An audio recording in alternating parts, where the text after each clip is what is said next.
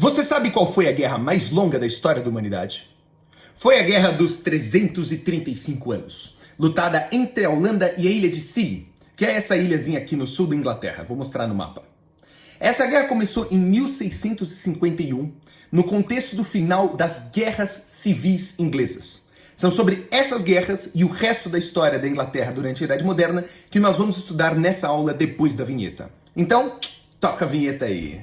Brincadeirinha, eu não tenho vinheta. Vocês sabem que existem duas aulas de história que eu gosto de dar. As aulas que são do tipo factual, onde eu conto os eventos ou as histórias tais como elas aconteceram, e as aulas que são mais contextuais, onde a gente pega esses eventos e tenta interpretar e entender como que ela se relaciona com a nossa lógica histórica, ou seja, a importância desses eventos para o decorrer da nossa linha do tempo. Essa aula de hoje é mais do tipo factual. Então eu vou contar sobre eventos, no caso os eventos da monarquia inglesa durante a Idade Moderna, e portanto não espere muitas interpretações. A gente vai pegar esses eventos e interpretá-los, e conectá-los com outras coisas, provavelmente na aula que vem. Então por enquanto só se preocupe em entender o que aconteceu na Inglaterra politicamente durante a Idade Moderna. Então primeira coisa para a gente lembrar, a Idade Moderna é aquela época da história que começa em 1500 com a formação dos Estados Nacionais. Ou seja, é em 1500 que aquela organização típica da Idade Média, aquela organização feudal, ela vai sendo substituída por uma organização baseada em países, em nações, em estados nacionais. E politicamente isso acontece porque um indivíduo, chamado monarca, acaba adquirindo poder absoluto. Por isso que a palavra-chave quando a gente fala de política da Idade Moderna é absolutismo. E na Inglaterra, essa formação do Estado Nacional inglês está associado ao término de duas guerras muito horrorosas, muito grandes, muito custosas. A Guerra dos 100 Anos, que começa em 1336, então acaba lá em 1400 e alguma coisinha, e a Guerra das Duas Rosas. Uma guerra interna na Inglaterra justamente para ver qual família que ia acabar governando o trono inglês, se seria os Lancasters ou seria os Yorks. E se você já viu essa aula, você provavelmente já sabe que nenhuma das duas ganhou, né? Que a família absolutista, a família que representa o poder absoluto na Inglaterra, vai ser a família Tudors. Então é sobre isso que eu vou contar para vocês. A história da monarquia inglesa durante a Idade Moderna começa com a monarquia Tudors, cujos representantes estão representados aqui do lado.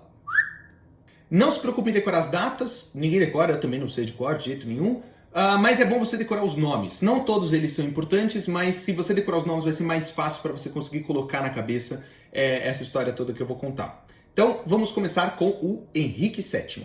Ele é o cara que terminou com a Guerra das Duas Rosas. Ele era parente dos Lancasters por uma parte aí obscura da família. A família dele era Tudor, mas ele tinha um relacionamento parentesco aí com os Lancasters. E quando ele sobe no poder, ele casa com uma York. Oh, que fofo. Então ele unificou essas duas casas de certa forma e é por isso que o reinado dele é o fim da Guerra das Duas Rosas. Tá bom, mas o que mais aconteceu durante o reinado do Henrique VII? Nada! Foda-se o Henrique VII. Ele não fez nada de importante pra nós.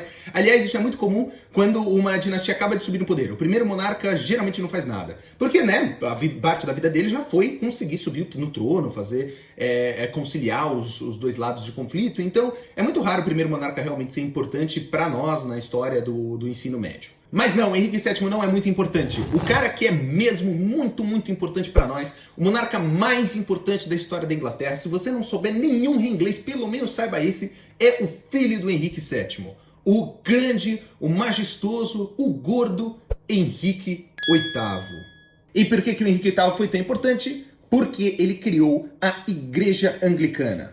Não vamos esquecer, aqui, o contexto da formação dos Estados Nacionais do início da Idade Moderna também foi a época, não por coincidência, onde começa uma grande revolução dentro do campo religioso, dentro da cristandade, chamada Reforma Protestante. Se você não sabe o que é Reforma Protestante, vai ter que estudar, porque, pelo amor de Deus, isso é muito importante, não tenho tempo de falar aqui. Mas, bem resumidamente, é essencialmente o surgimento de novas religiões que acreditam na Bíblia, no Antigo e no Novo Testamento, ou seja, parecido com o catolicismo, mas que discorda de algum tipo de interpretação que a instituição católica faz a respeito desses textos sagrados. Então, o nome que a gente sempre lembra é Lutero, e o que Lutero fez? O Lutero leu a Bíblia, virou para o Papa e falou: isso aqui tá tudo errado o que você está falando aí da Bíblia. A Bíblia está falando um treco que é diferente do que você está explicando lá no sermão. E daí começam novas religiões cristãs, como por exemplo o luteranismo, o calvinismo, baseado nessa divergência ideológica a respeito da interpretação católica dos Antigos Testamentos. Nossa, que frase longa!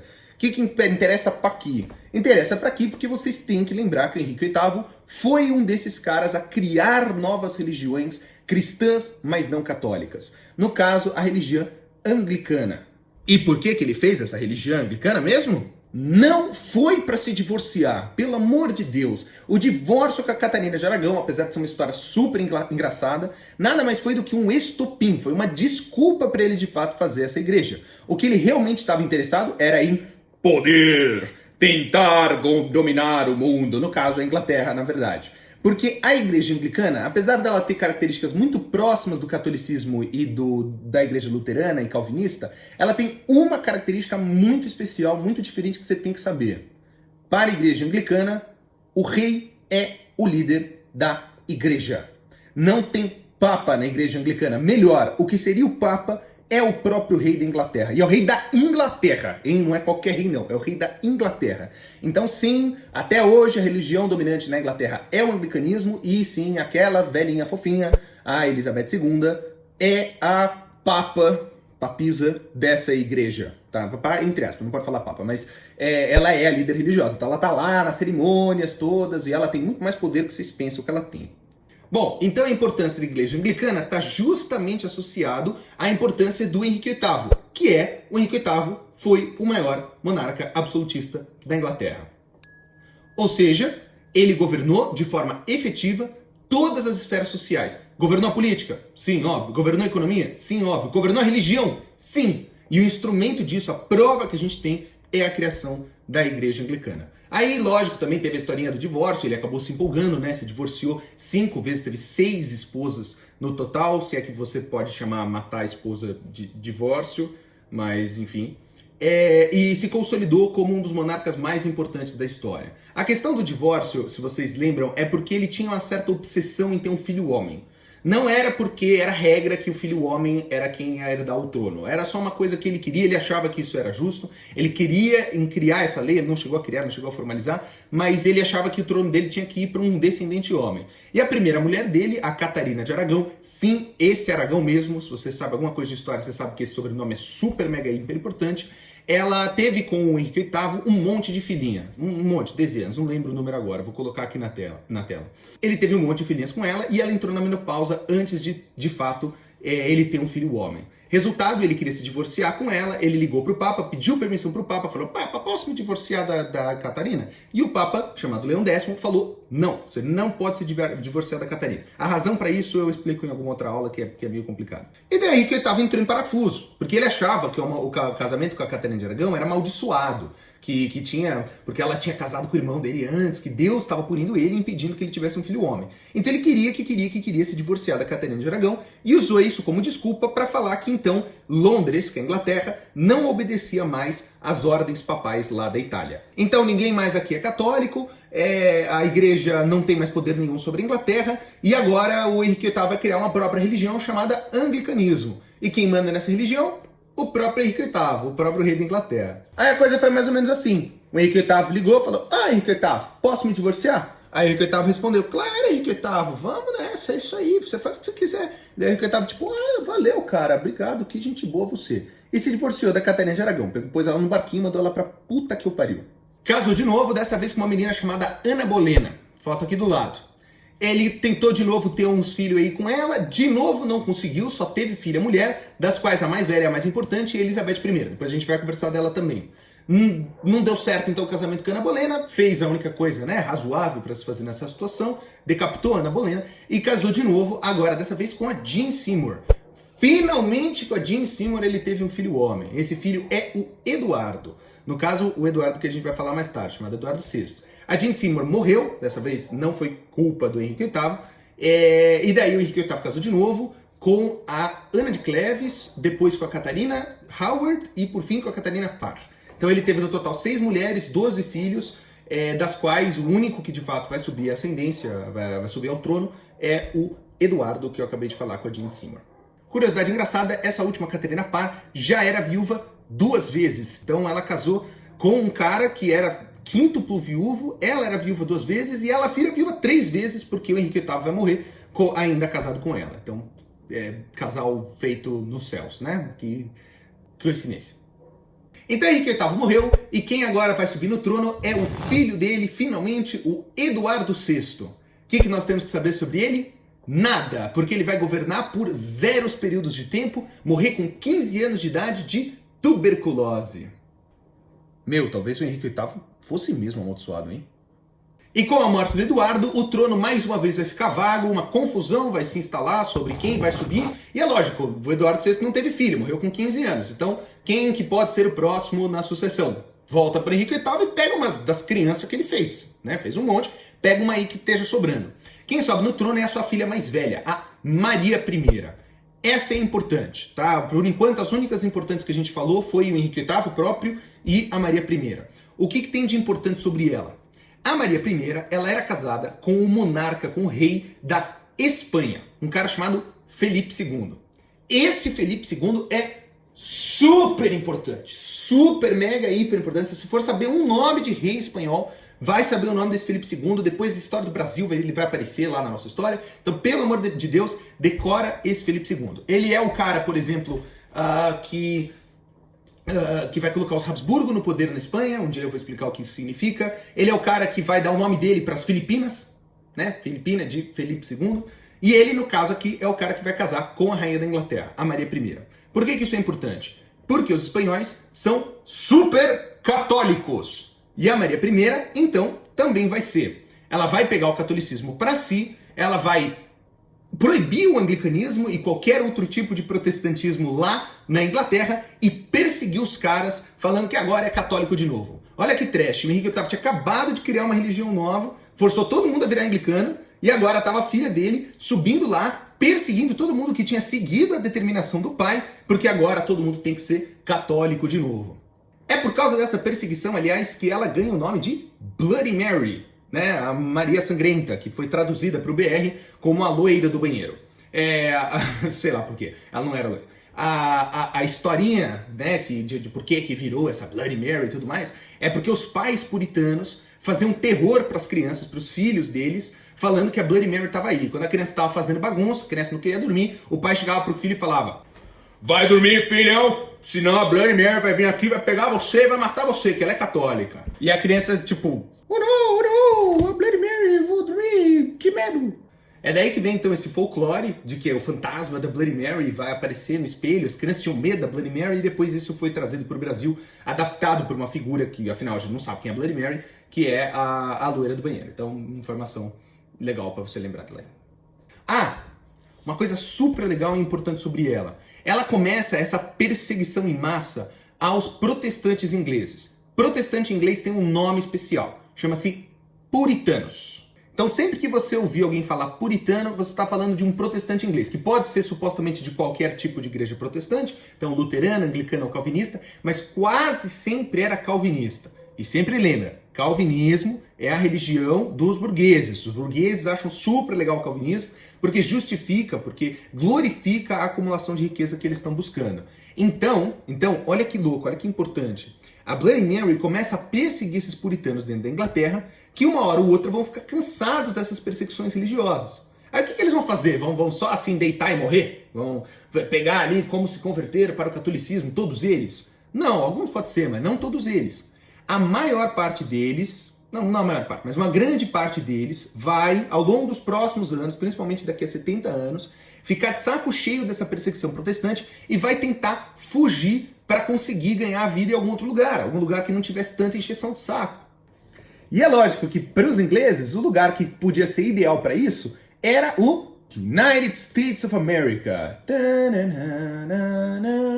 Porque não tinha ninguém lá, né? Mentira, tinha os índios, mas para os ingleses, para eles, consideravam aquilo uma terra deles, era supostamente uma terra encontrada pelos ingleses, e tinha um espacinho ali perto da costa que eles podiam morar. Então olha que doido, o começo da ocupação inglesa lá nos Estados Unidos, um dos primeiros movimentos, foi motivado por perseguições religiosas. Era uma galera puritana, calvinista, que queria buscar algum lugar para não ser morto, né, trucidado, e foram morar lá no nordeste dos Estados Unidos. Vieram para o norte, para morar. Por quê? Porque lá era mais friozinho, então era mais parecido com a Inglaterra.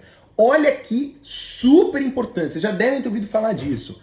A colonização dos Estados Unidos, todo mundo fala, lá no Fundamental inclusive, A colonização dos Estados Unidos foi diferente da nossa. Ele teve um caráter muito diferente da nossa. Porque, e estou falando aqui do Nordeste dos Estados Unidos, ela foi uma colônia de povoamento, de ocupação. Essa galera, óbvio, não estava indo lá explorar recursos naturais para trazer de volta para a Inglaterra. Eles só estavam buscando um lugar para morar. Olha que diferente. Aí você se pergunta, pô, por que os Estados Unidos é rico? Né? Por que os Estados Unidos está tão mais desenvolvido que nós? Porra, grande parte do motivo é por causa disso, que eles vão ter uma puta autonomia política, econômica durante um enorme período de tempo. Eles vão correr atrás, né? Vão conseguir construir um mercado interno, vão conseguir criar as bases de uma economia fortalecida, coisa que a gente não pôde fazer até 1822. Então tá aí uma explicação. Além do fato de que esses caras eram puritanos, né? Eles eram meio riquinhos já, né? Calvinistas, né? Então, recapitulando, o governo da Maria I foi um governo onde o catolicismo tenta ser obrigatório de novo na Inglaterra e um governo de muita perseguição religiosa aos puritanos. Perseguição essa que mais tarde, uns 70 anos depois, vai levar às primeiras formações coloniais de povoamento lá nos Estados Unidos. Só que daí a Maria I morreu. E com a morte dela, quem vai subir no poder era a irmã dela, que ela odiava, inclusive irmã por parte de pai, a Elizabeth I. Essa é super importante também, mega hiper duper importante, então não esquece ela. O que ela faz de importante? Primeiro, ela era anglicana, ou seja, a Inglaterra volta a ter como religião oficial, como religião obrigatória, o anglicanismo.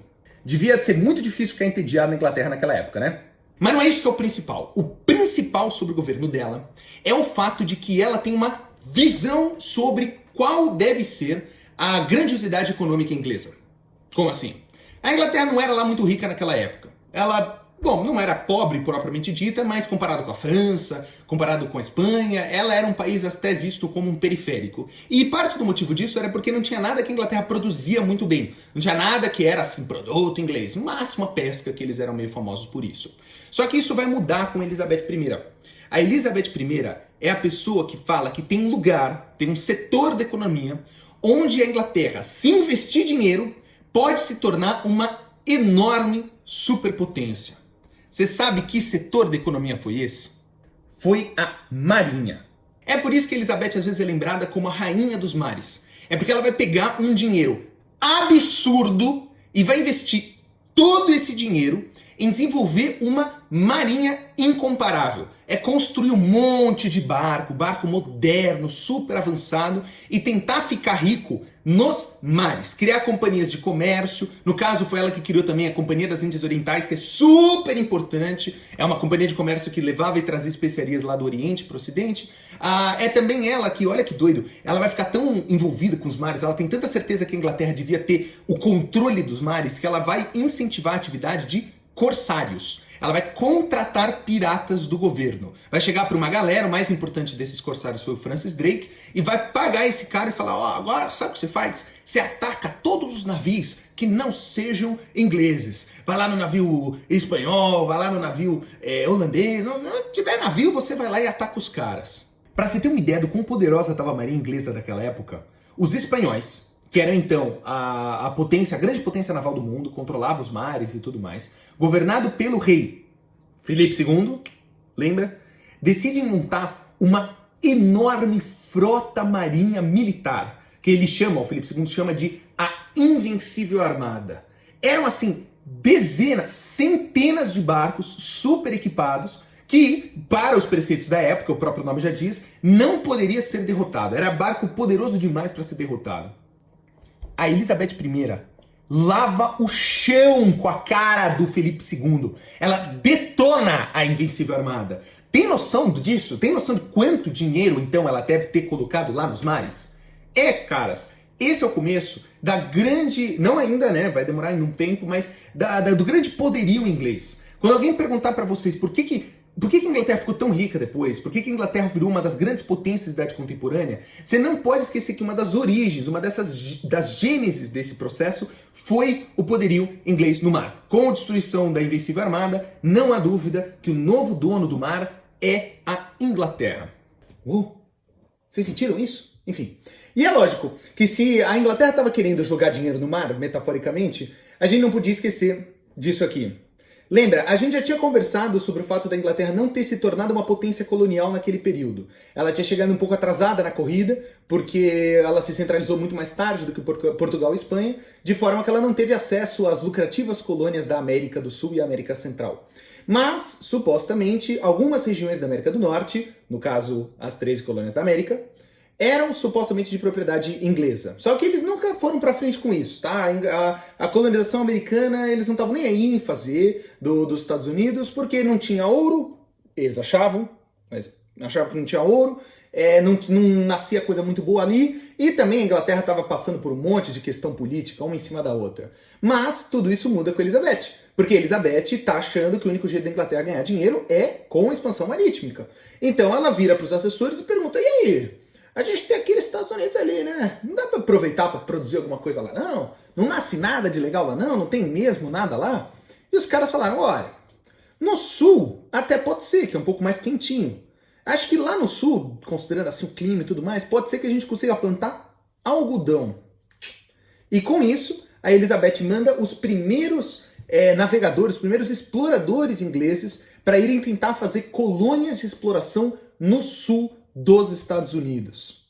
Não dá para subestimar o quão importante é isso para a história dos Estados Unidos. Os Estados Unidos teve uma dupla colonização. Uma colonização de povoamento no norte e de exploração no sul. Isso teve impactos, cara, durante toda a história do USA, velho. Toda a história, até hoje, né? Existe uma racha cultural entre o norte e o sul americanos, porque afinal o sul foi muito mais parecido com a nossa forma de organização colonial, com escravidão, por exemplo. O sul tinha muitos escravos, então quando foi acabar a escravidão lá no século XIX, o sul não queria. E até hoje o sul dos Estados Unidos é considerado o ambiente mais conservador, mais assim de direita dos Estados Unidos, também como reflexo disso, como reflexo de uma formação cultural e econômica completamente diferentes, associados à sua própria história.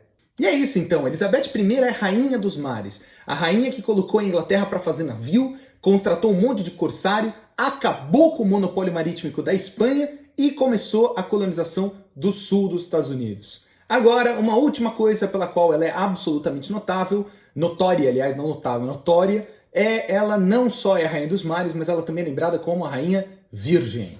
Ela nunca se casou e por algum motivo isso foi ser objeto de obsessão de muitos. Inclusive os primeiros colonos que foram se instalar nos Estados Unidos fizeram desserviço de chamar a porra da colônia que eles estavam fazendo de Virgínia, né, em homenagem à rainha virgem. Bom, por que isso é importante para nós? Porque isso significa que quando ela morreu, ela não tinha filhos. Ela não era casada, então ela não tinha nenhum filho legítimo, nenhum filho bastardo também, que mulher é difícil de esconder essas coisas, e, portanto, não tinha quem assumir o trono. Então, quando Elizabeth I morre, acaba o governo dos Tudors. Crise sucessória, não tem quem subir no trono. E agora, o que a gente faz? Nessa hora a Inglaterra lembrou que a Escócia existe. E daí eles foram estudar lá a família, a árvore genealógica é complicada pra caramba, pra ver quem poderia ser o próximo sucessor do trono. E eles lembraram que tinha uma família meio prima dos Tudors lá da Escócia, chamado Stuarts. É isso que acontece. Quando os Tudors caem do poder, esses caras acabam, aí sobe os Stuarts no seu lugar. Eu tenho um truquinho para você lembrar quais são os caras da família Stuart. Eu chamo os Stuarts de sanduíche de Jaime. Porque dá uma olhada quais são os monarcas. Tá vendo? Jaime I, Carlos I, aí tem um sanduíche de Revolução Puritana, que a gente já vai falar o que é, Carlos II e depois Jaime II, como se fossem os dois pães de um sanduíche. Usa esse truque para ver se você lembra essa família, que ela é importante. Beleza, então Jaime I, como foi o governo desse cara? Seguinte, eu acho que para entender ele, você pode pegar a frase que foi dita pelo rei da França da época sobre o Jaime I. O rei da França falou que o Jaime I é o erudito mais imbecil da cristandade. É o erudito mais imbecil do Ocidente. Como assim? É erudito porque o Jaime I era um cara muito estudado. Ele leu muito, falava várias línguas, gostava de biologia, era um cara que pensava política e chamava filósofos para discutir com ele dentro do palácio, enfim, um cara erudito, com conteúdo, se é que você me entende. Agora, imbecil, porque ele, e aliás todos os Stuarts, vão ter uma mania chata com o trono inglês que não pegava muito bem lá na Inglaterra. Ele queria muito ser um monarca absolutista. Ué, como assim? Só que é a idade moderna. Absolutismo é a norma. Qual o problema? Tem razão, não tem problema nenhum. Só que a idade moderna é a norma. A questão é que os Stuarts não estavam só satisfeitos em terem o poder de fato. Eles também queriam ter o poder de direito. Como assim? A pessoa que tem o poder de fato é a pessoa que fala uma coisa e as pessoas obedecem. Então é o governante de verdade, é o governante que toma escolhas e que define como que aquela sociedade vai ser organizada. Agora, poder de direito é a pessoa que tem supostamente a prerrogativa para governar naquele país. E às vezes essas duas coisas não são iguais. Às vezes uma pessoa governa de fato, mas na verdade, se você for ver lá nos documentos daquele país e nos preceitos políticos daquela nação, é outro indivíduo que deveria estar governando. A ideia dessas coisas serem diferentes é aquele famoso governante de fachada, entende? Deixa eu dar dois exemplos para ver se você pega melhor. Um exemplo atual e um exemplo antigo. Se você pegar, por exemplo, a Esparta antiga, todo mundo fala que a Esparta era uma diarquia, que tinham dois reis e que esses reis governavam, né? O rei do exército e o rei da religião. Agora, qual dos dois você acha que mandava de verdade? Nenhum dos dois. Em Esparta, quem detinha o poder de verdade era um conselho de anciões chamado Gerúsia. Tá entendendo? Só que tinha essas duas figuras, o rei do exército e o rei religioso, que iam na frente do exército, da guerra, que proclamavam grandes discursos, as pessoas seguiam eles. E se você perguntasse para uma pessoa normal quem que mandava nela, ela provavelmente ia achar que era um desses dois reis. É como se a Gerúsia fosse uma espécie de Illuminati, que ficava por trás assim do governo decidindo as coisas sem ninguém saber. Tá entendendo? Agora um exemplo mais atual. A Inglaterra hoje, por exemplo. Existe uma governante, que é a Elizabeth II, a rainha da Inglaterra, que tem todo o direito de governar, supostamente. Ela é rainha, ela é descendente de uma monarquia de várias gerações, que são os Windsors, e, portanto, supostamente ela devia ser governante. Mas todo mundo sabe que ela não faz nada do ponto de vista político. Mais ou menos também, ela tem algum certo poderzinho. Mas quem realmente tem o poder de fato hoje na Inglaterra é uma instituição chamada de parlamento, representada por um indivíduo que se escolhe lá dentro do parlamento mesmo, que é o primeiro-ministro. Tudo bem? Então, percebe que esses dois casos são casos onde você tem uma pessoa que tem um poder de direito, no caso a rainha da Inglaterra, e uma pessoa que tem um poder de fato, que é o parlamento ou o primeiro-ministro. No Brasil, mais ou menos essas duas pessoas são a mesma. Então, o presidente do Brasil, ele é um cara que obviamente tem poder de direito e tem poder de fato, apesar de que eu argumentaria que o legislativo tem até um pouco mais de poder do que o executivo, no caso brasileiro. Mas enfim, isso aqui comigo. Bom, então qual que é a questão da Inglaterra lá na Idade Moderna? A questão é a seguinte: apesar de eu ter falado para vocês que os Tudors eram uma família de monarcas absolutistas, e eles eram, principalmente o Henrique VIII, eles, na verdade, eram um absolutismo um pouco diferente do resto da Europa. Porque na Inglaterra tem uma coisa que não tinha na maioria dos países da Europa, que era um parlamento. O que é isso? Parlamento é clubinho de burguês, ok? Desde que surgiu a burguesia lá na Idade Média, na Inglaterra, essa burguesia conseguiu se organizar politicamente e formar um parlamento que tomava decisões políticas também na Inglaterra junto com o monarca. O porquê que aconteceu na Inglaterra e não em outros países é complicado e tem a ver com as ações de um rei muito idiota chamado João Sem Terras. E pensa que o cara chama João Sem Terras é porque ele tem que ter sido bem imbecil mesmo. Mas qual que é a questão? A questão, então, é que você tinha um grupo político de burgueses que supostamente governavam junto com o rei. Toda vez que o rei queria fazer alguma coisa, ele tinha que pedir permissão para o parlamento e vice-versa. Esse acordo estava definido num documento mega importante, que até hoje é assim, um símbolo do nacionalismo inglês, chamado Magna Carta. Então a Magna Carta era um documento que limitava o poder do rei inglês. Beleza. Mas isso tudo no papel, né? E como era na prática? Na prática é que quando os Tudors subiram no poder, eles conseguiram arrumar um jeito de governar sem precisar de interferência do parlamento. Eu falei sério quando eu falei que o Henrique VIII era absolutista, ele era mesmo. Só que, saca só, isso não significa que o parlamento não existia na Idade Moderna. Só significa que o Henrique VIII conseguia fazer com que o parlamento continuasse existindo, mas mesmo assim ele fizesse tudo o que ele quer. Porque ele era um cara inteligente, então ele pensou assim, olha, se eu manter esse parlamento funcionando, os burgueses vão ficar super felizes que eles estão sendo incluídos na conversa, que eles são políticos, vão receber prestígio, as pessoas vão tipo, José, aqui na rua, quando eles passeassem ali no supermercado. Então era uma coisa mais ou menos assim, o parlamento ficava lá funcionando, os burgueses ali tomando chazinho, felizes que eles são políticos, felizes que eles são importantes na sociedade inglesa, e daí de vez em quando Henrique VIII passeava ali no parlamento e fazia um pedido pro parlamento. Fazia uma coisa tipo, parlamento, tudo bem eu fazer a reforma protestante aqui, o anglicanismo? E o parlamento respondia, claro, Henrique VIII, Ai, você faz o que você quiser, Henrique Otávio, vai em frente, faz o que você quiser. E daí o parlamento ficava se sentindo o máximo, ficava tipo, nossa, Henrique Otávio pede a nossa opinião, que legal. Lógico que ele ia poder fazer tudo o que ele quiser, a gente ia deixar, óbvio, mas é legal que ele pergunte. Tá entendendo? Então ele mantinha uma fachada que o parlamento estava tomando as decisões, quando na prática as decisões vinham tudo do Henrique VIII, ele conseguia articular o parlamento como ele queria, ele no fundo nem precisava pedir a permissão do parlamento, mas ele pedia, e isso é importante. Agora com os Stuarts vai ser um pouco diferente. O Jaime I não só quer mandar do jeito que os Tudors mandavam, mas ele também quer que as pessoas saibam que ele está mandando de verdade, entende? Ele não está satisfeito só com o poder de fato, ele também quer o poder de direito. Então ele vai, em todas as oportunidades possíveis, prejudicar o parlamento.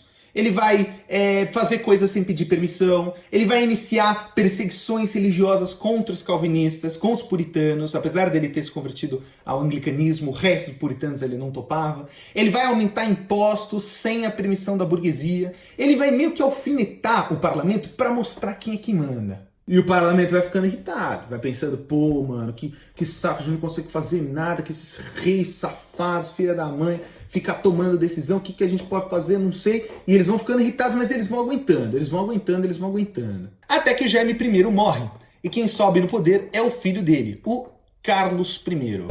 Será que o Carlos I vai ser melhor que o pai? Não, não vai.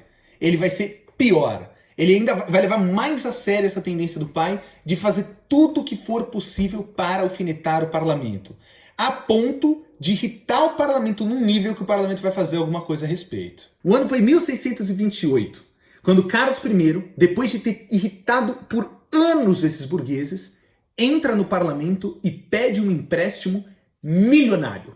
Ele entra lá, vê os burgueses e fala, burgueses, aqui quem fala é o seu rei. Gostaria de saber, será que vocês não podem me emprestar uma quantia de dinheiro? Enorme, tá? E daí os burgueses devem ter feito uma coisa mais ou menos assim. Carlos I. A gente até empresta. Mas a gente tem aqui na nossa mão um documento que você vai ter que assinar.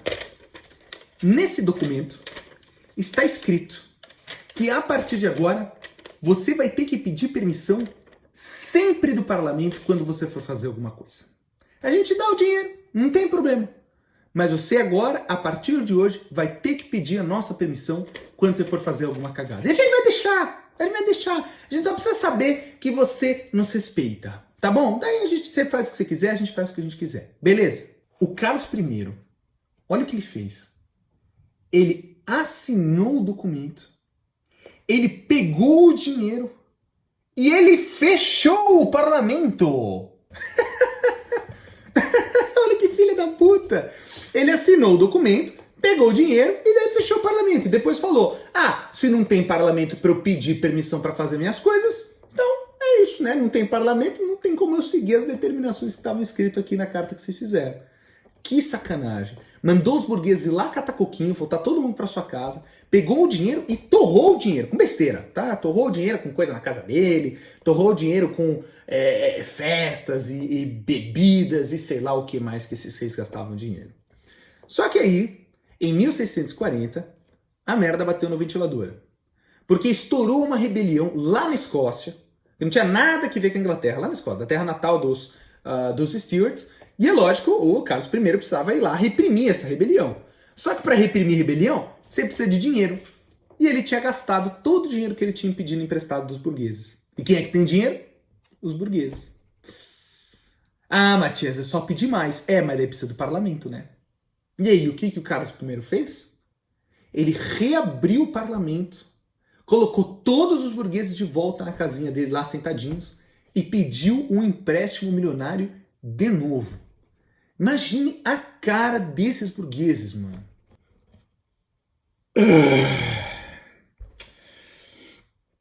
Carlos I. Você quer empréstimo, é isso? Tá bom. A gente dá um empréstimo. Mas a gente tem aqui na nossa mão um documento que a gente só vai dar o empréstimo se você assinar.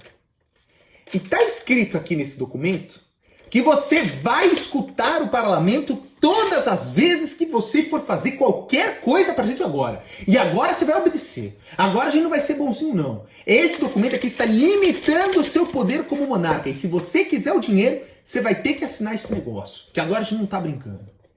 E aí? Quer o dinheiro ou não quer? E o que o Carlos I fez? Assinou o documento, pegou o dinheiro e fechou o parlamento de novo! Cara, devia ser uma merda esse inglês naquela época, que bosta. Olha isso, mano, o cara fechou o parlamento de novo e começa uma guerra. Uma guerra civil, porque os burgueses falam, não é possível, a gente vai ter que matar esse brother e guilhotinar esse brother, jogar, enforcar esse puto em praça pública. E é assim que começa a Primeira Guerra Civil Inglesa, também conhecida como Revolução Puritana. Então não esquece, a Revolução Puritana foi uma revolução burguesa. Eram os burgueses de um lado, chamados cabeças redondas, porque sabe, vocês assistiam o manual de sobrevivência escolar do Ned? Tinha um personagem chamado Cabeça de Coco que tinha um penteado meio zoado. Então, os burgueses tinham esse penteado aqui. Então, os burgueses eram chamados de cabeças redondas e eles estavam tentando acabar com a nobreza. Eles começaram a lutar contra os nobres, contra o exército do rei, que era chamado de cavaleiros, né? Ou do outro lado você tinha os cavaleiros. E, cara, tudo porque esse Carlos I foi um energúmeno completo, né? Enfim, a guerra foi andando e, no final das contas, quem ganhou a guerra foram os burgueses. Olha que louco. Essa é a primeira revolução burguesa, a primeira revolução anti-monarquia que tem sucesso lá na Europa. Eles derrotam os nobres, eles capturam o rei e eles matam o rei, cara, em praça pública. O parlamento fala, então, pelos seus crimes feitos contra a humanidade, Carlos I será morto. Morreu. E agora, sem rei, a Inglaterra se torna pela primeira e última vez uma república. Uma república inglesa, ou seja, um país que não é regido por uma monarquia. No caso, uma república é regido por um parlamento ou um senado. Nesse caso, era uma república parlamentar. Então, os burgueses, lá naquele clubinho que eles tinham formado do parlamento, eram eles que mandavam agora na Inglaterra. Liderados pelo cara que era o burguês mais, assim, envolvido com a Revolução, um tal de Oliver Cromwell. Essa porra não durou nem 15 minutos. Isso porque, em 1653... o Oliver Cromwell, que supostamente era o cara lá que estava enforçando essa república, estava fazendo a república funcionar, ele dissolve o parlamento, olha que sacana, ele dissolve o parlamento e se auto-intitula um Lorde Protetor da República. E o que significa isso? Era um cargo extremamente poderoso, você poderia dizer absolutista, que governa sem o auxílio de nenhuma outra instituição e ainda por cima era hereditário. Ou seja, nada parecido com uma monarquia, né? E o Oliver Cromwell agora dá esse golpe de Estado e a Inglaterra acaba para sempre com a sua única experiência republicana que ela teve. Governo de Oliver Cromwell. Acontece alguma coisa importante? Acontece uma coisa importante. Durante o seu governo, o Oliver Cromwell assina um documento chamado Ato de Navegação. Decora esse nome. Ato de Navegação. Vai ser muito importante mais para frente. O que esse ato dizia? É complicado, então presta atenção. Estava escrito no ato de navegação as seguintes palavras: todos os países que comercializem internacionalmente terão que realizar o transporte das cargas, das mercadorias, usando navios ou do país de origem ou o país de chegada. Eles não poderiam alugar navios de terceiros, a não ser que sejam navios ingleses. Como assim? Por exemplo, imagine que você é Portugal e você vai vender vinho para o Sacro Império Romano Germânico, para o Sieg, onde hoje é a Alemanha. Para vender esse vinho, você vai ter que transportar a mercadoria. E para transportar, você vai precisar usar um navio. Você tinha 3 opções na época. Ou você usava um navio próprio português, ou você pedia para o próprio Sieg oferecer um navio para levar o vinho, então um navio do país de origem, ou se nem você nem o Sieg fossem bons em fazer navios, você alugava um navio de terceiros. O que o ato de navegação está falando? O ato de navegação está falando que se você fosse alugar um navio de terceiros, tinha que ser da Inglaterra. Então Portugal vai levar o vinho lá para o Sieg, mas não pode pegar emprestado um navio da Espanha, não pode pegar emprestado um navio da Holanda. Se quiser usar emprestado um navio, vai ter que pegar da Inglaterra, pagando o aluguel desse navio. Essa lei é cômica, porque ela é uma lei feita na Inglaterra, mas que se aplica para os outros países, né? É uma lei internacional. É a Inglaterra falando, olha, vocês aí, país, vocês estão proibidos de fazer o negócio. Vocês não podem fazer o que vocês querem. E você pensa, pô, será que todo mundo ficou de boa com isso? Por que você vai obedecer, né? Uma lei que a Inglaterra faz? Foda-se, eu vou fazer o que eu quiser. A questão é que se você furasse o ato de navegação, aí você ia se ver com a Inglaterra. Aí você ia se ver com a Marinha da Inglaterra. A Marinha que a Elizabeth I criou. E será que alguém dava conta? Não. Ninguém dava conta da Marinha da Elizabeth I. Entende a lógica? Então o Oliver Cromwell está aproveitando a oportunidade dada pela Elizabeth I de usar todo esse poderio naval para meio que humilhar os outros países, para subjugar os outros países e se estabelecer como verdadeiramente uma potência naval que não pode ser, não pode ter competição nenhuma. Bom, e será que ninguém contestou? Será que ninguém tentou a sorte?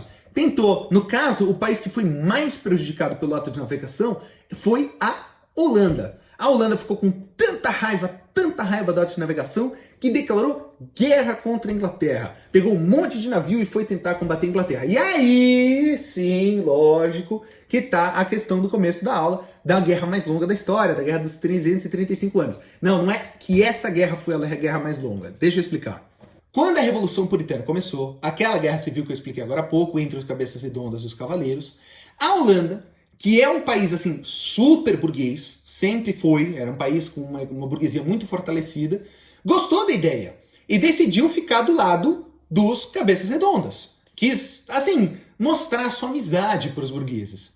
Então, quando os nobres ingleses acabaram fugindo da Inglaterra e indo para a ilha de Scilly, aquela ilha que eu falei no começo da aula, está aqui no sul da Inglaterra, a Holanda, para tentar agradar o parlamento inglês, para tentar agradar o Oliver Cromwell, declara guerra contra a ilha de Scilly. Fala, ó, tá vendo? A gente é amigo de vocês, a gente tá aqui para vocês. Olha que sacanagem, né? A gente tá aqui para vocês. Então os holandeses pegaram um navio, montaram uma frota e mandaram essa frota para ir combater os nobres que estavam escondidos na ilha de Scilly. Mas, no caminho da Holanda até a ilha de Scilly, a guerra civil inglesa acabou. Os burgueses ganharam, mataram o rei e começaram lá a república que eu expliquei agora há pouco.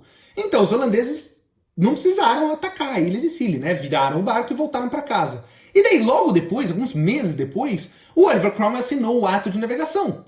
E com o ato de navegação agora a Holanda ficou puta. A Holanda que, olha que chato, né? A Holanda que tinha sido uma amiga dos ingleses, falando, não, a gente tá com vocês, agora foi traída pelo Oliver Cromwell, que fez uma coisa que prejudicou muito eles. Então eles pegaram aquele navio que eles estavam usando para ir atacar a ilha de Scilly e mudaram a rota e começaram a atacar a Inglaterra, na guerra contra a Inglaterra. Inglaterra, a ilha mesmo, né? O resto do país. Então os holandeses esqueceram da guerra. E como eles esqueceram, eles nunca assinaram um tratado de paz.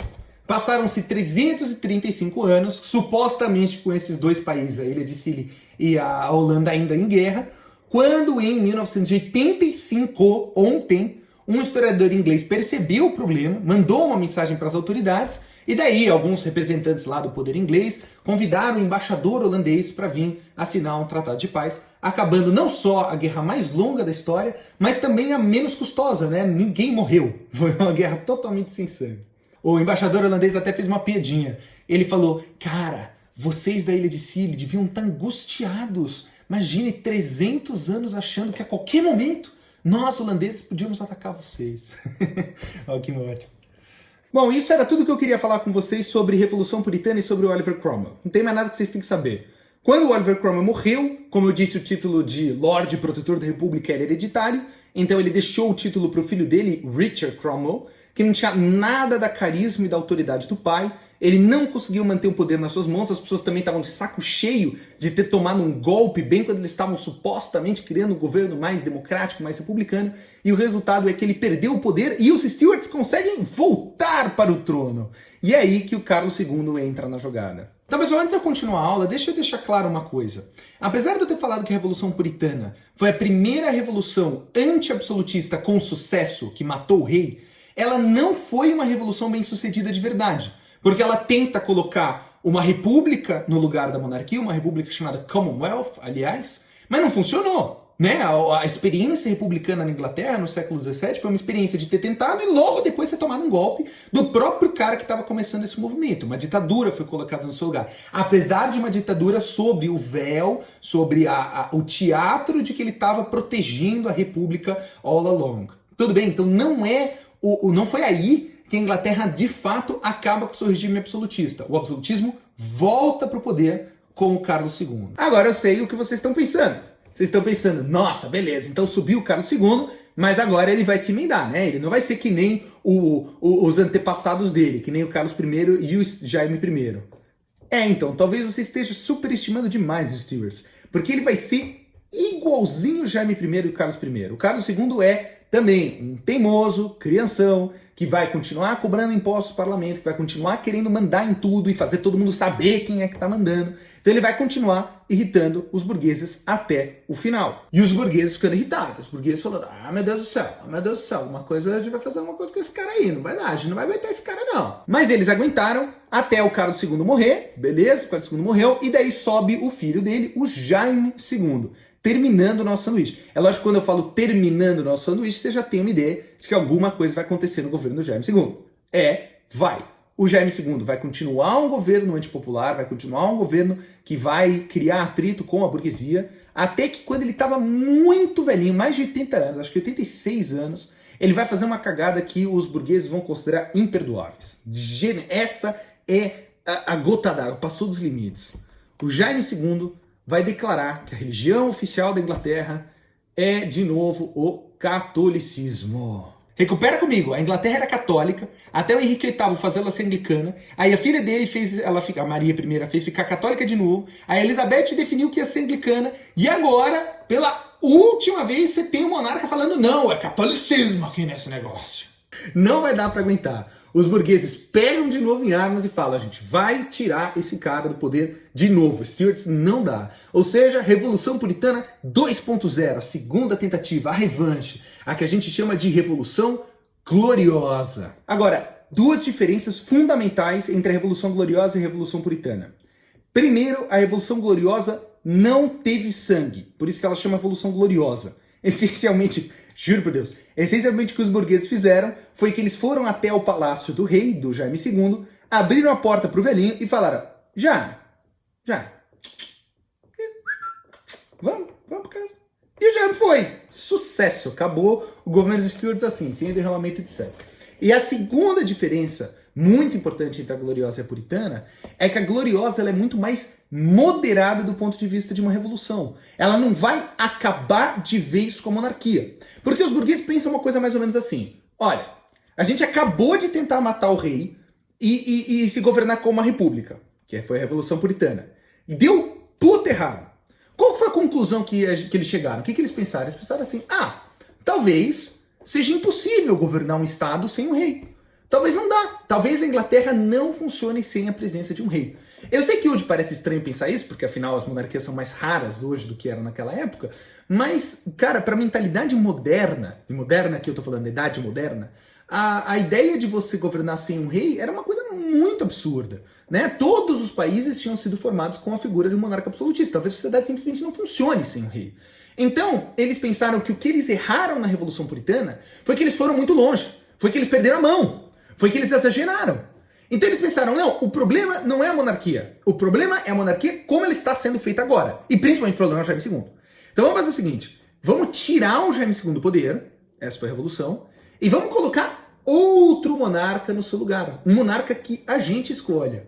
E olha que louco, sabe onde eles foram buscar esse monarca? Lá na Holanda. Olha que coisa, o mundo dá voltas, não é mesmo? Eles ligaram lá pra Holanda, perguntaram pra Holanda, vocês não tem um cara aí que quer ser rei, não? Vocês não tem um nobre importante aí de família Stuart, pode ser descendente, sei lá o que vocês podem mandar aqui pra Inglaterra pra ser nosso rei? E daí os holandeses falaram, tem, na real tem sim. Tem esse cara aqui que não tá fazendo nada, um tal de Guilherme de Orange, William de Orange, mesma pessoa, Guilherme de Orange. Ele não tá fazendo nada, manda ele aí pra Inglaterra, fica aí com ele. E daí os ingleses receberam esse brother e viraram pra ele e falou, Guilherme, você quer ser rei? Ele respondeu. Aí os burgueses falaram, então você vai ser rei, mas eu tenho aqui na minha mão um documento. E nesse documento está escrito que se você quiser ser rei da Inglaterra, você vai ter que escutar o parlamento. E aí, você quer ser rei ou não? Quer assinar esse negócio ou não? E o Guilherme de Orange assinou. Yes! Ele assinou a Bill of Rights, esse documento que limitava o poder do monarca na Inglaterra. E ele cumpriu, certo? Ele assinou o documento, virou o rei da Inglaterra e assim se iniciou uma nova forma de governo na Inglaterra chamada monarquia parlamentar. É uma monarquia porque tem rei, mas também tem parlamento, e o parlamento de fato tem poder, junto com o rei. Ao longo do tempo, o rei vai perdendo cada vez mais o protagonismo e o parlamento vai ficando mais importante. Mas é um sistema de governo onde existem essas duas instâncias. Beleza? E, aliás, é o governo que eles têm até hoje. Aí, curiosidade para você lembrar melhor essa história de Guilherme de Orange. O Guilherme de Orange era de uma família, óbvio, Orange, que era uma família absurdamente amada na Holanda. É um negócio que você quer conhecer mais os holandeses, você tem um amigo holandês, saiba isso. Os holandeses, ó, são loucos pelo laranja, eles são doentes. Pensa, por exemplo, no time de futebol holandês. Eles usam laranja, né? E não tem laranja na bandeira da Holanda. Então você não pode falar que é porque é a cor da bandeira. Não! Eles até hoje usam o time, a cor da seleção é laranja, em homenagem a essa família de Orange, que eles amavam muito. Outra curiosidade. Naquela época existiam 3 tipos de cenoura. Existia a cenoura roxa, a cenoura branca e a cenoura vermelha. Só que, olha só que louco, os holandeses eram tão obcecados por laranja que eles foram selecionando artificialmente, fazendo cruzamentos artificiais entre essas cenouras, e eles inventaram a cenoura laranja. E eles eram tão loucos pela cenoura laranja, só porque é o laranja da casa de Orange, né, aquela laranja, que eles extinguiram praticamente 100% das laranjas de outra cor e espalharam a cenoura laranja pelo resto do mundo, de forma que hoje, quando você pensa em cenoura, você pensa naquela cenoura feita pelos holandeses. Mas legal, então não esquece isso. Guilherme de Orange, holandês, da família laranja. Aliás, ele é o primeiro laranja político lá na Inglaterra, entendeu? Um laranja político é alguém que governa, tá ali, sentadinho na cadeirinha, mas não governa de verdade. E é o caso dele, né? Não governa muito, porque quem governa é o parlamento. E é isso, pessoal. Isso que era o que eu queria falar para vocês. Essa história da Inglaterra durante a Idade Moderna. Aí, a partir do século XVIII, a situação política continua a mesma. Monarquia parlamentar, com os descendentes da dinastia de Orange no poder, sempre limitados pela presença desses burgueses, desses parlamentares. Então, um prazer ter vocês aqui comigo hoje. Até mais. Veja a próxima aula. Tchau!